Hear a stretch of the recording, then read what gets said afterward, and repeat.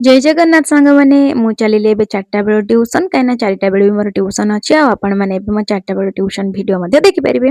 ଆଉ ଏଇଠି ଦେଖୁନାହାନ୍ତି ପିଲାମାନେ କ'ଣ ହଉଛନ୍ତି, ଏଠି ପିଲାମାନେ ମାଙ୍କଡ଼ର ରେସ୍କ୍ୟୁ କରୁଛନ୍ତି। ଯେତିକି ମାଙ୍କଡ଼ ଆସୁଛନ୍ତି ତାଙ୍କୁ ପୁରା ଗୋଡ଼େଇ ଗାଡ଼େଇକି ନେଇକି ଫୋପାଡ଼ି ତୋପାଡ଼ି ଦଉଛନ୍ତି। ଯଦି ଆପଣଙ୍କ ବାଡ଼ିରେ ଏମିତି ମାଙ୍କଡ଼ ଆସୁଛନ୍ତି ଆଉ ଆପଣ ଗୋଡ଼େଇବା ପାଇଁ ଚାହୁଁଛନ୍ତି ତାହେଲେ ଏଇ ପିଲାମାନଙ୍କୁ ଜଲ୍ଦି ଡାକନ୍ତୁ, କାହିଁକିନା ଏମାନେ ପିଲାମାନେ ପୁରା ଗୋଡ଼େଇକି ପୁରା ତାଙ୍କୁ ପୁରା ତଡ଼ି ଦଉଛନ୍ତି।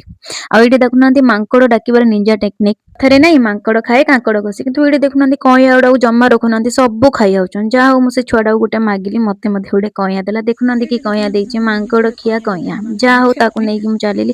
ମାଙ୍କଡ଼ ଖାଉ କି ଯିଏ ଖାଉ ମୁଁ ତାକୁ ଭାଙ୍ଗିଦେଲି, ଭାଙ୍ଗି ଦେଇକି ତାର ଅଧାଟାକୁ ମୁଁ ଖାଇଲି।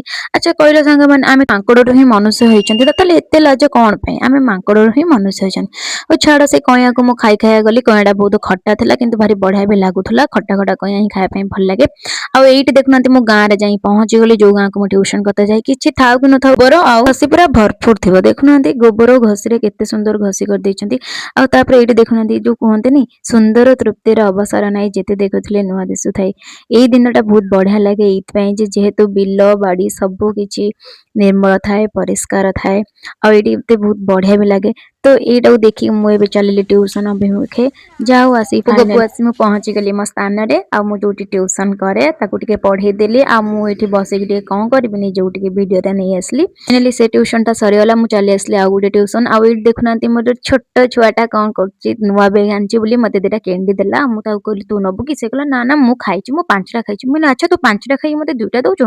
ତାପରେ ଦେଖୁନାହାନ୍ତି ମୋ ଭାଗରୁ ଚାଲି ଆସିଲା ଗୋଟେ ଚୁଇଁ ଭାଗିଦାର ହବା ପାଇଁ। ଯାହା ହଉ ତାକୁ ଟିକେ ଦେଲି ଚକୋଲେଟ, ଆଉ ସିଏ ବି ବହୁତ ଖୁସିରେ ଖାଇଦେଲା। ମୁଁ ତାକୁ ଭଣ୍ଡଉଥିଲି ଏଇଠି ଟିକେ, ଅବଶ୍ୟ ଛୁଆଙ୍କୁ ଭଣ୍ଡେଇବା କଥା ନୁହେଁ, ତଥାପି ମୁଁ ତା ସହିତ ଟିକେ ଖେଳୁଥିଲି ଆଉ ସିଏ ବି ଟିକେ ଖାଇଦେଲା ଆଉ ବହୁତ ଖୁସି ମଧ୍ୟ ହେଇଗଲା।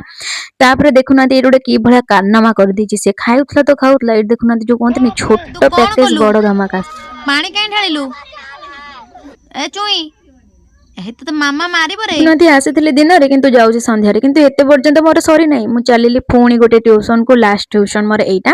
ତ ମୁଁ ଏଇଠି ଟ୍ୟୁସନ ଟିକେ କରୁଥିଲି ଆଉ ସିଏ ମୋତେ କ'ଣ ପାଠ ପଚାରୁଥିଲା, ମୁଁ ତାକୁ ଟିକେ ଆନ୍ସର ଦେଇ ଦଉଥିଲି। ସାଙ୍ଗମାନେ କହିଲ ଟ୍ୟୁସନ କ'ଣ ଏତେ ସହଜ କରିବାଟା? ସବୁ ଜିନିଷରେ କଷ୍ଟ ଅଛି। ଯାହା ହଉ ଏଇଠି ମୋର ସରିଯାଇଥିଲା ଟ୍ୟୁସନ, ମୁଁ ଚାଲିଲି ଘରକୁ। ଫାଇନାଲି ମୁଁ ଆସି ଘରେ ଟାଣା ନାଣା ନା। ଯାହା ହଉ ମୁଁ ଆସି ଘରେ ପହଞ୍ଚିଗଲି, ଭାରି ଖୁସି ଲାଗିଲା। ଘରକୁ ଆସିଲା ପରେ ଯୋଉ ଖୁସିଟା ଥାଏ। ଆଉ ଆପଣମାନଙ୍କୁ ମୋ ଭିଡ଼ିଓ ଯଦି ଟିକେ ଭଲ ଲାଗୁଥିବ ଆଉ 4ଟା ବେଳେ ଭିଡ଼ିଓ ଭଲ ଲାଗୁଛି ତାହେଲେ ମୁଁ ନିଶ୍ଚୟ ଆଣିବି। ଆଉ ଭିଡ଼ିଓ ଭଲ ଲାଗିଲେ ଲାଇକ୍ ସେୟାର ସବସ୍କ୍ରାଇବ କରିଦେବେ। ରାଧେ ରାଧେ।